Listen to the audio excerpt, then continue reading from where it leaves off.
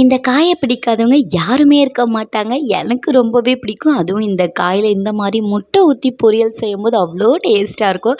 பார்க்கும்போதே தெரியுதுல்ல இது என்ன காய்ன்னு. ஆமாங்க, இது கோஸ் முட்டை பொரியல் தான். வாங்க இப்போ எப்படி செய்யுதுன்னு பார்க்கலாம். இப்போ ஒரு கடாயில கேஸ் ஆன் பண்ணி எண்ணெய் ஊத்தி, எண்ணெய் காஞ்சதும் கடுகு சேர்த்துக்கோங்க. கடுகு நல்லா பொரிஞ்சு வந்ததும் ஆனியன் சேர்த்துக்கலாம். சேர்த்துட்டு நல்லா வதக்கி கொடுத்துக்கோங்க. ரொம்ப கலர் மாறணும் இல்லை, இந்த அளவு போதும். இப்போ கட் பண்ணி வச்சுருந்த தக்காளி சேர்த்துட்டு நல்லா வதக்கி கொடுத்துக்கோங்க. இதுவுமே ரொம்ப குழையணும்லாம் அவசியமே இல்லை. இந்த பொரியலுக்கு கொஞ்சம் லைட்டாக குழஞ்சி வந்தாலே போதும். பாருங்கள் இந்த அளவுக்கு. இப்போ நம்ம பொடியை கட் பண்ணி வச்சுருந்த கோஸ் எடுத்து சேர்த்துக்கலாம். சேர்த்துட்டு ஒரு கரண்டி வச்சு நல்லா இந்த மாதிரி கிளறி கொடுத்துக்கோங்க. நல்லா நீங்கள் கிளறி கொடுக்கணும். ஏன்னா கோஸ் வந்து கொஞ்சம் எண்ணெயில் வேகணும். அதுக்கப்புறம் கொஞ்சம் நம்ம தண்ணி ஊற்றி வேக வைக்கலாம். இப்போ பார்த்திங்கன்னா கோஸ் நல்லா எண்ணெயிலே ஓரளவுக்கு வந்துட்டு வெந்து வந்திருக்கு. இப்போ இது கூடவே வந்துட்டு கோஸுக்கு தேவையான உப்பு வந்துட்டு சேர்த்துக்கலாம். நீங்கள் உங்கள் தேவையான அளவு உப்பு சேர்த்துக்கோங்க. சேர்த்துட்டு நல்லா வந்துட்டு உப்பு எல்லா இடத்துலையும் மிங்கிள் ஆகுற மாதிரி இந்த மாதிரி நல்லா வதக்கி கொடுத்துட்டு, இப்போ தேவையான அளவு தண்ணி கொஞ்சமாக சேர்த்துக்கோங்க. அந்த கோஸ் வந்துட்டு 50% வந்துருச்சு. இன்னும் ஒரு 50% வேகிறதுக்காக கொஞ்சமாக தண்ணி சேர்த்துக்கலாம். சேர்த்துட்டு நல்லா இந்த மாதிரி கிளறி கொடுத்துட்டு மூடி போடுறதா இருந்தாலும் போட்டுக்கோங்க, இல்லை அப்படியே வேக வைக்கிறதா இருந்தாலும் வச்சுக்கோங்க.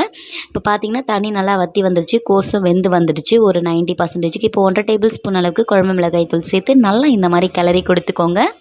இந்த மிளகாய் தூளோட பச்சை ஸ்மெல் போகணும் இல்லையா, ஸோ அதனால் ஒரு 5 to 10 மினிட்ஸ் இந்த மாதிரி நல்லா வதக்கி கொடுத்துட்டே இருங்க. அந்த தண்ணியும் நல்லா வற்றி வந்துடும். இப்போது பாருங்கள் பாதி அளவு தண்ணி வந்துருச்சு. இப்போ இது கூட ஒரு 3 முட்டை உடச்சி வச்சுருந்தேன், அதையும் சேர்த்துக்கலாம். சேர்த்துட்டு எடுத்த உடனே டக்குன்னு கிளற வேணாம், கொஞ்சம் வெயிட் பண்ணிவிட்டு கிளறுங்க. அப்போ தான் வந்துட்டு ரொம்ப பொடியாகாது முட்டை, ஓரளவுக்கு எடுத்து சாப்பிட்ற மாதிரி நல்லாயிருக்கும்.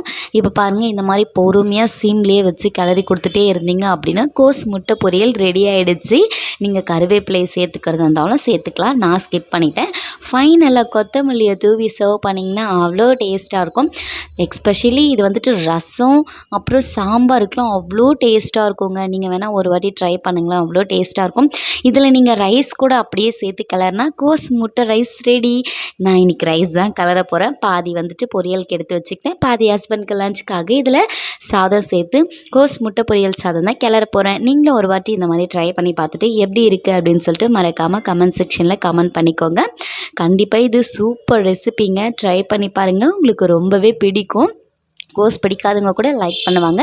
நெக்ஸ்ட்டு வேறு ஒரு ரெசிபியோட மீட் பண்ணுறேன். பாய்.